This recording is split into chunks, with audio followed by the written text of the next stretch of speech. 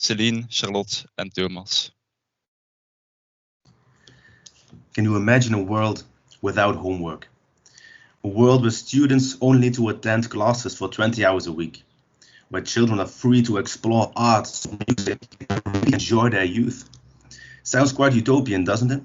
Well, welcome to Finland, home of the happiest people on earth, known for its saunas, reindeers, Nokia, and apparently even for the educational system. Considered to be one of the best educational systems in the world, they have been leading European charts since 2018 and have been in the limelight since 2000. They have implemented a radically different educational system, something we here in Flanders can hardly grasp. But talking about Flanders, how does our educational system stack up? Well, not that good. We have been on a decline for almost 2 decades now.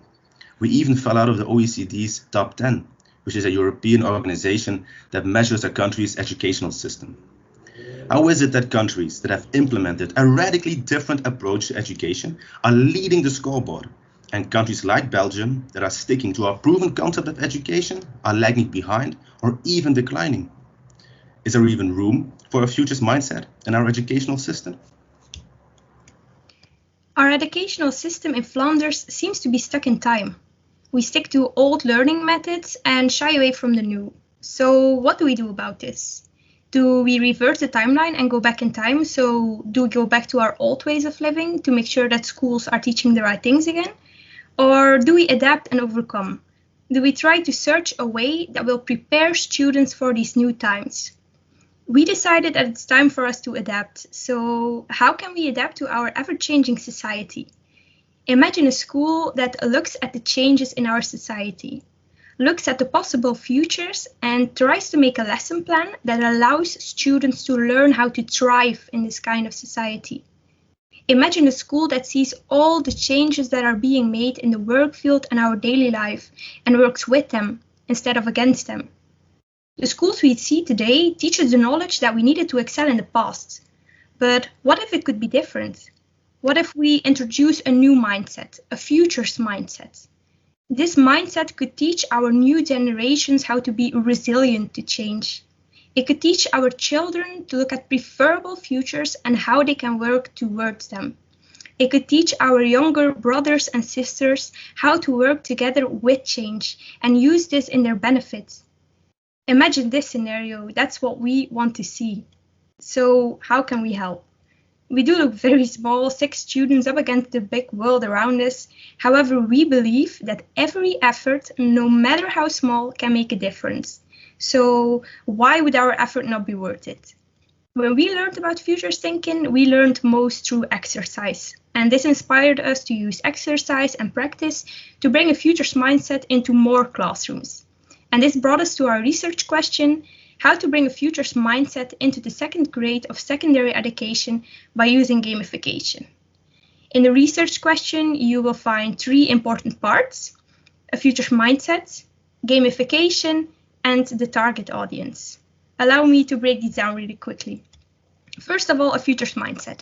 This looks like a simple word at first, but it carries so much more value when you dig deeper. This is a mindset that allows you to think about possible futures and how your decisions can affect these futures. You think about your own preconceptions about the futures and you try to look beyond them. Through this process, you look for the futures you would like to see and you take active steps to achieve them. And this can be about your own personal futures, but also about the futures of our community, our society, our country, or even our world. Next, we see the word gamification. Gamification is teaching through the means of a game. So instead of the next big lecture of the day, think about an hour of fun with a game, but most importantly, an hour of gathering new insights through this game. A game is a tool mostly used for fun, but it can be oh so powerful for education if it's used well. And lastly, we talk about bringing this in the 2nd grade of secondary education. Knowing that we only learned about futures thinking a few weeks ago blows our mind. How is it possible that nobody told us about this? How is it possible that there are still so many people out there that don't know the strength of futures thinking and a futures mindset? Imagine a future where all students from 14 to 16 years old already learned about this mindset. Imagine how resilient they could be and how much they could achieve if only they knew how much influence they have on their futures. They could be the change that we all want to see. And this is why it is so important to introduce young students to this mindset. They will be able to take this with them and they will find their way to preferable futures. So, what do we actually want to accomplish? What world are we trying to create by making a game? We want to reshape the world of two main actors. Firstly, schools or teachers, and secondly, the students. So, let's try to get inside of the skin of a teacher today. You start your school year with lots of preparations, you have hundreds of theoretical lessons to give this year and need to prepare every single one of them. In order to know if your students have retained every single thing of your course, you also need some theoretical tests that will see how much they have remembered. Now let's take a look at the teacher of the future. As a teacher of the future, you also start with preparing some theoretical lessons and tests. But that isn't the only thing that you want to do this year. You want to prepare your students as best as possible on the futures that are to come.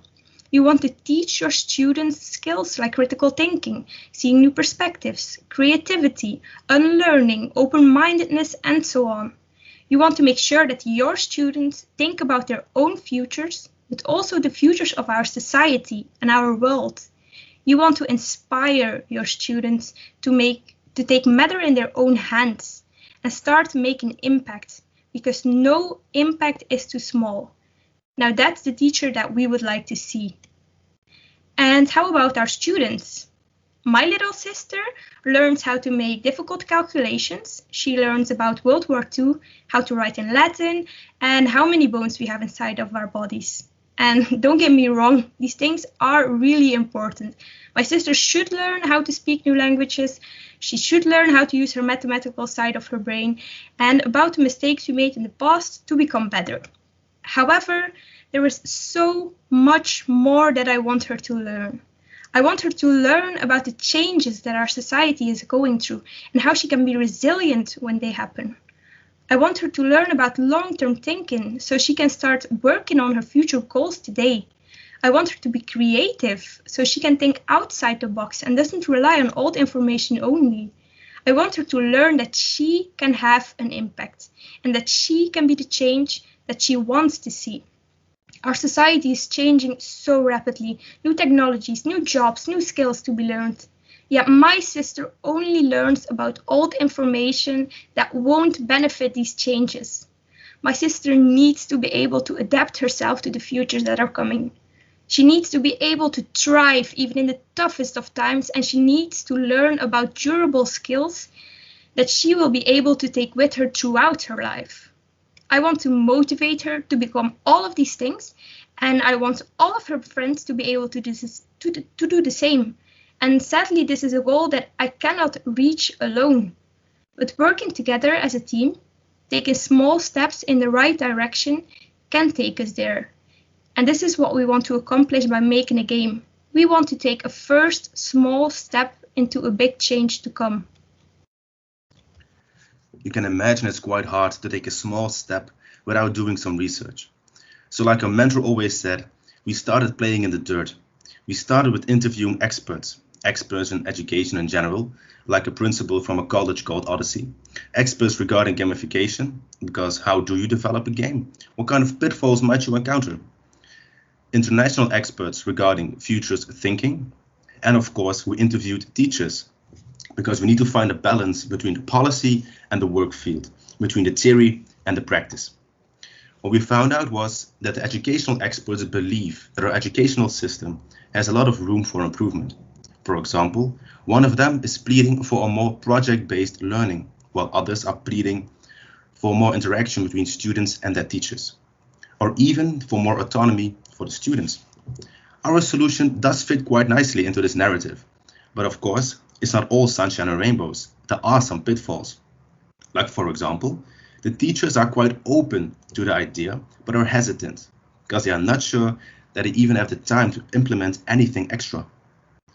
So while there is room for growth, we can conclude that it's quite hard for teachers and schools to implement. But of course, this is not the only research we did. We also did a survey. We wanted to find out what the teachers in general thought about implementing a futures mindset and futures thinking. We found 86 teachers willing to answer our survey, and although this isn't enough to generalize it to all teachers in Flanders, we believe it might still serve as an indicator, a sort of stepping stone for future research. A lot of relevant information seems to emerge from our surveys. We see that teachers feel the need to look to the futures more often.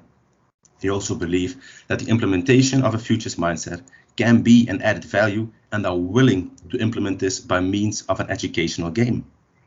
But despite this positive outlook, we also see some negative aspects. For example, it appears that there's still a lot of room for growth when it comes to working with a futures mindset. Many teachers indicate that they are not working on this just yet. And in addition to this, apparently our respondents indicated that a futures mindset or futures thinking is never mentioned in their training at all. But despite the fact that 40% of our respondents already use educational games, this also means that 60% are not using them for now.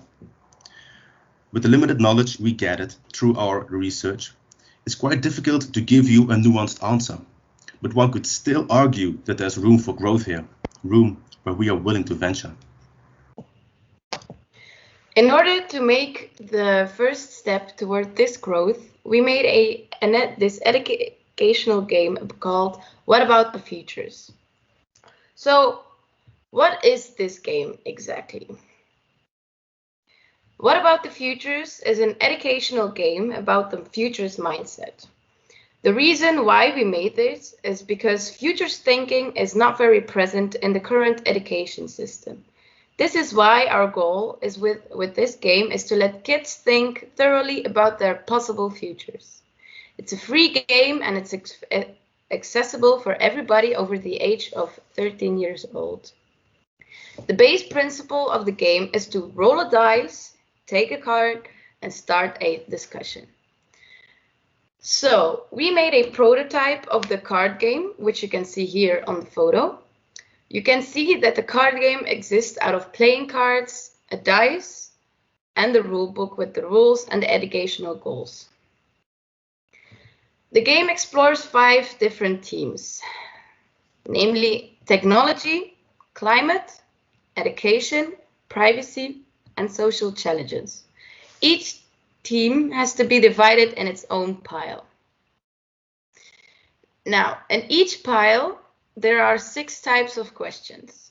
A what-if question, context card, a thesis, ethics card, problem, and a play card. A play card can be 3 things. Can be a you rule, pass it on, or a get up card. These play cards exist to spice up the game a little bit. On the question and statement cards, you will find sometimes a time indication. For example, plus 20 years, like on our context card on this slide. This means that the students need to answer the question as if they were in the futures already, as if we are already 20 years ahead of time. Underneath, in the right corner of every card, there is a little white number that represents the eye of a normal dice. Each team has its own number. The next element you need to play our game is a dice. If you have a normal dice at home, you can use this one, but if not, we have provided a printable dice with matching theme colors, as you can see on the slide here. The youngest one of the players rolls a color with the dice and takes the corresponding card out of the piles. If the player rolls a question mark or number 6 on a normal dice, then he or she can take a card of a chosen team. For more information about the game and how you play it can be found in the rulebook, where all specific rules are listed and detailed descriptions are written of each type of card. At the end, you can find the educational goals. To make our game free and accessible for everybody, we have made a special web page. On this online page, you can find a download button. If you click this button, you can choose the English or the Dutch version of the game. There are 4 documents, namely the playing cards, the game rules, and the educational goals, and at last, the printable dice. Underneath the site, if you scroll through the site, you can find a little description of who we are, and you can find also the link to our bachelor thesis. But now, the real question is, did we actually reach our goal? So, our goal. Let's say that Julian played this game together with his friends at school. Julian learned to think about the futures by playing the game. He got the question of how the world would look like in 50 years if we didn't do anything about climate change. He thought about the world and what the impact would be. So he saw a world that was completely submerged in water and people fleeing away to new worlds. Julian also learned a lot about the skills that he will need to be able to function in his futures. He used creativity to come up with a scenario. He used long-term thinking to look ahead, and he used collaboration by discussing his opinion with his friends. Not long after this question, Julian was asked how he could help to combat climate change. And this allowed Julian to see that he can have an impact and he can be the change that he always wanted to see. He told that he could start recycling more, or he could start buying stuff from eco-friendly stores, or he could cycle to school more instead of using the car.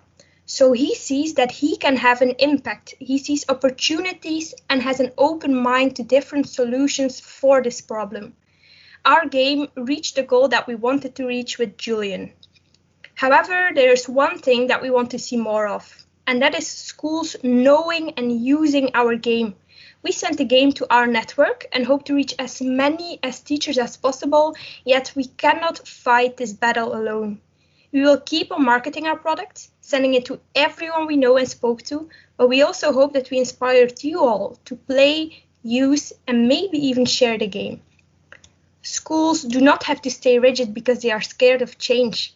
They should be afraid of not changing, because if we don't adapt to our environment, we will never be able to work on our best possible futures. We need change, we need new skills, and we need to learn them. Only adaptation and innovation will bring us to the futures of our dreams. We can be the change that we want to see. We can take a first step to brighten the future, and we can create the world of tomorrow. Thank you for listening. This was our presentation of the paper we made on the topic of how to bring a futures mindset into the second grade of secondary education by using gamification. We hope you enjoyed our presentation and we hope everything was clearly explained. But if you still have any questions, don't hesitate to ask them. We're scheduled about 15 minutes or so for this part. So I think we're ready to take your questions now.